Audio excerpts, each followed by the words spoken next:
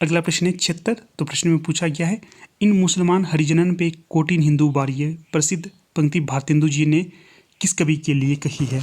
तो ये जो पंक्ति कही है तो ये कही गई है रसखान के विषय के लिए। यहाँ पर बी सही विकल्प होगा। ये प्रश्न मोस्ट इंपॉर्टेंट है, कहीं पर नोट करिएगा। अगला जो प्रश्न है 77। तो प्रश्न में पूछा गया है, रसखान के दीक्षा गुरु कौन थे। तो ये प्रश्न भी मोस्ट इंपॉर्टेंट है, इसे भी कहीं पर नोट करिएगा।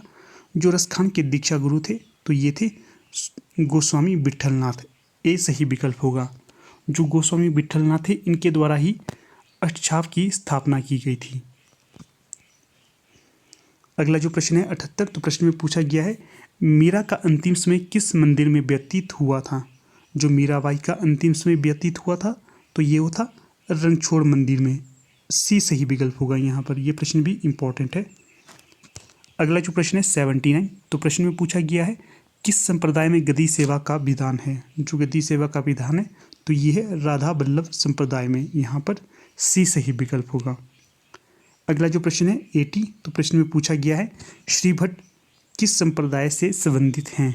जो श्री भट्ट थे तो ये थे निम्बार्क संप्रदाय से संबंधित। यहाँ पर ए सही विकल्प होगा। अगला जो प्रश्न है 81। तो ये भी मोस्ट इंपॉर्टेंट है, कहीं पर नोट करिएगा। तो पूछा गया है, संतन को कहाँ कहाँ सीकरी सो काम। पंक्ति है, संतन को कहाँ सीकरी सो काम।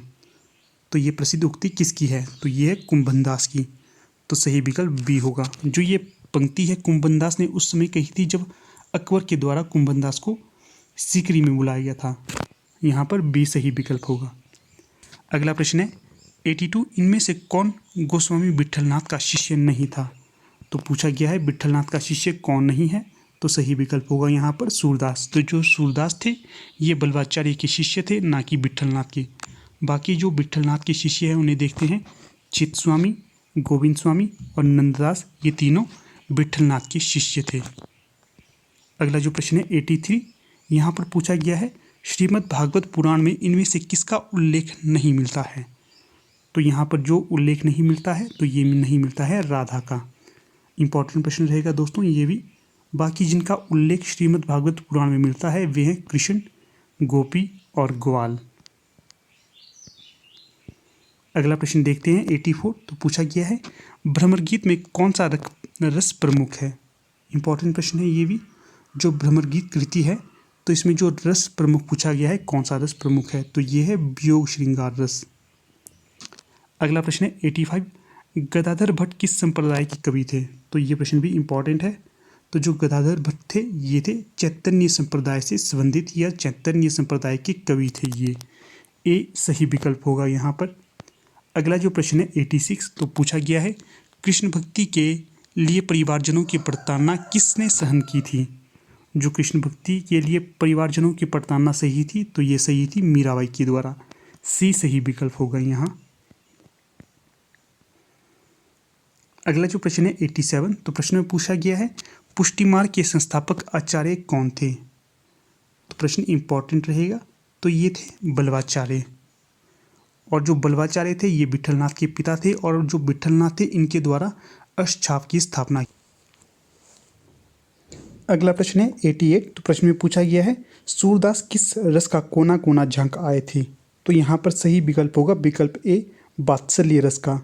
जो सूरदास थे ये वात्सल्य रस का कोना कोना झांक आए थे, ऐसा कथन था आचार्य रामचंद्र शुक्ल का। अगला जो प्रश्न है 89। तो यहाँ पर पूछा गया है, श्रृंगार रस मंडन किसकी रचना है। जो श्रृंगार रस मंडन है तो ये रचना होगी विट्ठलनाथ की। यहाँ पर सही विकल्प होगा विकल्प बी। अगला जो प्रश्न है 90। तो प्रश्न में पूछा गया है, संख्या की दृष्टि से सर्वाधिक रचनाएं कृष्ण भक्त कवियों में किसने की हैं। तो ये की है विकल्प बी, ध्रुवदास के द्वारा। यहाँ पर विकल्प बी सही होगा।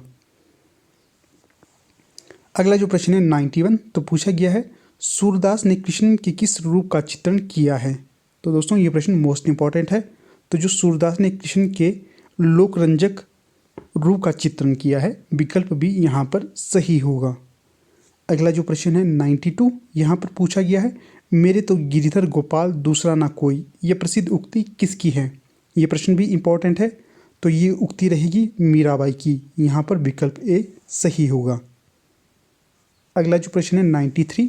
तो यहाँ पर पूछा गया है, सर्वाधिक तर्कशील गोपियाँ किस कवि की हैं? तो ये प्रश्न भी इम्पॉर्टेंट है। तो जो सर्वाधिक तर्कशील गोपियाँ हैं तो ये है नंददास की। बी सही विकल्प रहेगा यहाँ पर। अगला प्रश्न है 94। तो पूछा गया है साहित्य लहरी की विषय वस्तु क्या है? जो साहित्य लहरी की विषय वस्तु होगी तो ये होगी नायिका भेद की। विकल्प ए सही होगा। जो साहित्य लहरी रचना है ये है सूरदास की। अगला जो प्रश्न है 95। तो पूछा गया है भगवत कृपा के लिए बल्लभाचार्य जी ने कौन सा शब्द दिया था? तो जो भगवत कृपा के लिए बल्लभाचार्य जी द्वारा शब्द दिया गया था तो ये दिया गया था पुष्टि शब्द। सी सही विकल्प होगा यहाँ पर। अगला प्रश्न है 96। तो प्रश्न में पूछा गया है मीराबाई की भाषा किस कोटि में आती है? जो मीराबाई की भाषा आती है तो ये होगी विकल्प डी राजस्थानी मिश्रित ब्रजभाषा। मीराबाई की भाषा होगी राजस्थानी मिश्रित ब्रजभाषा। डी सही विकल्प होगा। अगला प्रश्न है 97। गोसाई विट्ठलनाथ ने किस रस ग्रंथ की रचना की है? तो जो गोसाई विट्ठलनाथ है इनके द्वारा श्रृंगार रस ग्रंथ की रचना की गई है। सी सही विकल्प रहेगा। अगला प्रश्न है 98। तो प्रश्न में पूछा गया है नावादास किस देवता के उपासक थे? जो नावादास थे ये राम भगवान के उपासक थे। बी सही विकल्प रहेगा। अगला प्रश्न है 99। तो प्रश्न में पूछा गया है ब्रह्मसूत्रों का अनुभाष्य किस आचार्य ने लिखा है? जो ब्रह्मसूत्रों का अनुभाष्य ये लिखा गया है बल्लभाचार्य के द्वारा। सी सही विकल्प रहेगा। अगला प्रश्न है 100। तो प्रश्न में पूछा गया है गोसाई विट्ठलनाथ जी का जन्म कब हुआ था? जो गोसाई विट्ठलनाथ थे इनके द्वारा अष्टछाप की स्थापना की गई थी और इनका जो जन्म पूछा गया है ये हुआ था 1515 ईस्वी में। यहाँ पर विकल्प भी बिल्कुल सही रहेगा।